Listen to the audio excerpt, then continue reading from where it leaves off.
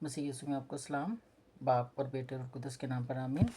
हमने अपनी पाक तलावतें, इतवार की जो पाक तलावतें हैं, सब्बत के दिन की पाक तलावतें, वो हमने देख ली, सुन ली, और अब भी हम चलते हैं अपने गोरखपोश की तरफ। तो आज है साल के दौरान 33वां इतवार और आज है 17 नवंबर। तो हमारी पहली तलावत जो है वो दानियल नबी था, उसकी किताब में से उसके 12वां बाप, उसकी पहली 3 आयत। मैं अक्सर बताती हूँ कि दानियल, हिजकिय्याल और बारूक, मतलब काफ़ी सारे जो इर्मिया, और ये वो नबी हैं कि जो जैसे ही हम इन तलावतों को देखते हैं तो हमारा जहन किस तरफ जाना चाहिए। हमारा जहन जाना चाहिए बाबुल की असीरी की तरफ और जलावतनी की तरफ, हैकल की बर्बादी की तरफ। तो बहुत ही दर्दनाक उस वक्त की वो बातें हैं, स्टोरीज़ हैं, कि जब हमें पता चलता है कि ये जो बड़े नबी गुज़रे हैं, तो ये जो उम्मीद दिलाते थे। हम क्यों तलावतें लेते हैं इनकी, और इसमें हम मसीह यीशु की पेशन गोई देखते हैं कि मसीह यीशु आएंगे तो बनी इसराइल को उनकी जो तकलीफ़ें हैं, परेशानियां हैं, जो उनसे निजात दे देंगे। अगर हम थोड़ी गहराई से देखेंगे तो हम ये भी देखते हैं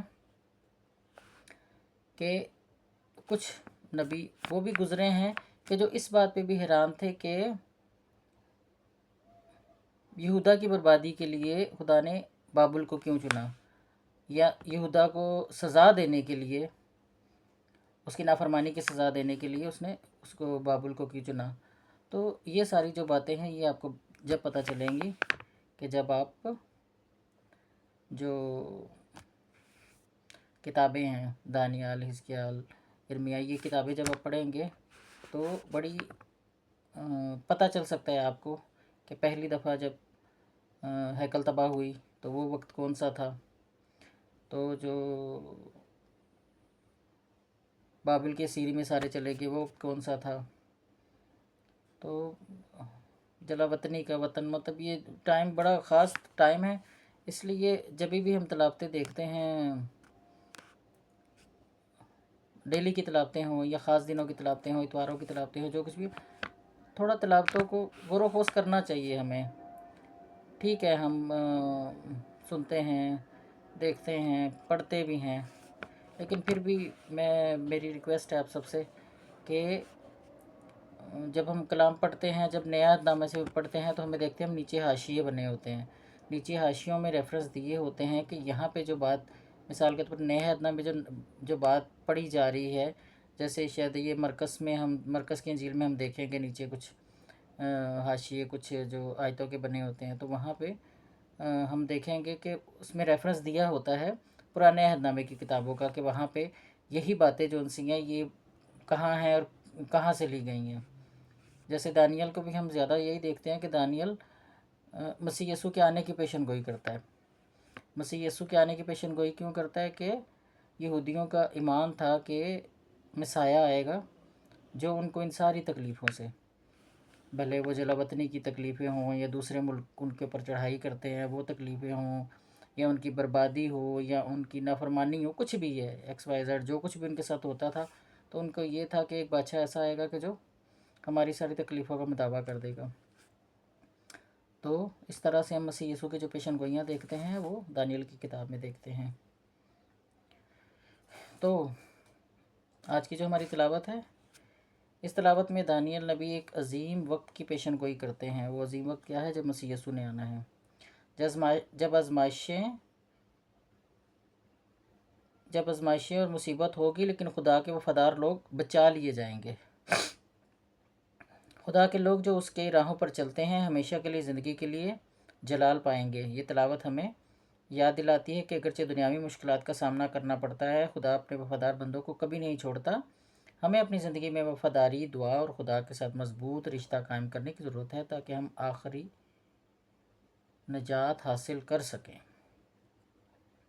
आज का जमाती ज़बूर हमें खुदा पर मुकम्मल इत्मीनान का इजहार कराता है। दाऊद नबी फरमाते हैं कि खुदा उनका वारिस और मुहाफिज है। ये ज़बूर हमें दावत देता है कि हम अपनी ज़िंदगी के हर लम्हे में खुदा को अपना अजीम रहनुमा तस्लीम करें। अगर हम खुदा को अपनी ज़िंदगी में मरकज़ बनाएंगे, मसीह यीशु को अपना मरकज़ बनाएंगे, तो वो हमें खुशी और इत्मीनान के रास्ते दिखाएगा।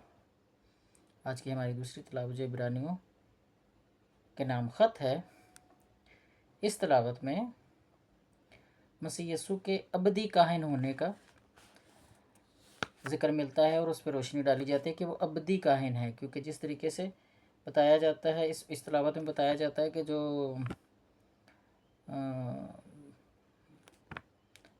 जो हैकल के काहिन थे, वो लोगों के गुनाह बख्शवाने के लिए वो करते थे, कुर्बानियाँ चढ़ाते थे, लेकिन उनके गुनाह ख़त्म नहीं होते थे।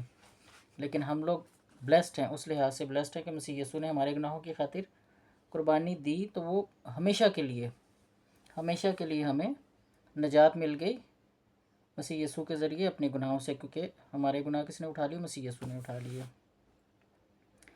तो आज की जो दूसरी तिलावत है, मसीह यीशु के अब्दी काहिन होने पर रोशनी डालती है। कदीम अहद में काहिन रोज़ाना कुर्बानियाँ करते थे, लेकिन ये कुर्बानियाँ गुनाहों को मुकम्मल तौर पर नहीं मिटा सकती थी। मसीह यीशु ने एक ही कुर्बानी के ज़रिए हमेशा के लिए गुनाहों का कफ़ारा कर दिया।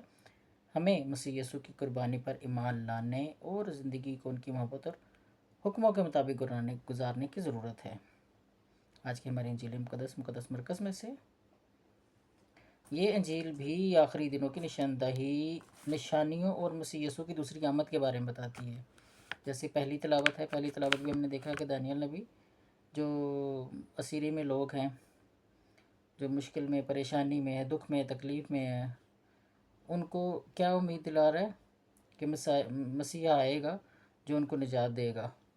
तो इस मरकज़ की इंजील में भी हम यही देखते हैं कि मरकज़ की इंजील में भी मसीह यीशु की आमद, हालांकि हम मसीहियों के लिए वो दूसरी आमद है, लेकिन उसके बावजूद मसीह यीशु की आमद के बारे में बताया जाता है कि वो दिन और घड़ी कोई नहीं जानता, ना फरिश्ते ना बेटा, बल्कि सिर्फ बाप।